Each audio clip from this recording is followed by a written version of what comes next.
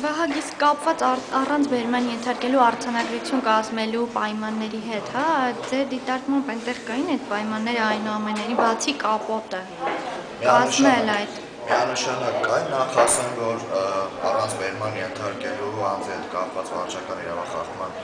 արձանագրություն գրելու միակ նախապայմանը անձը հաստատող փաստաթղթի առկայությունն է, ինչը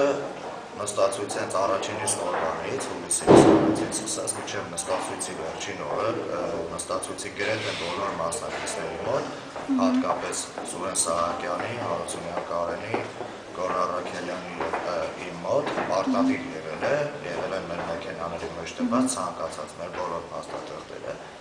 եւ բացի այդ կապված ոստիկանության այդ հարմարավետ արձանագրություն կազմելու հետ, այսինքն Սեղան Աթոռովը, նրանք իրավասու են քաղաքապետարանի շենք հանգիստ մուտք գործել եւ դուրս գալ, իսկ քաղաքապետարանի վարչական շենքում հենց առաջին արգումենից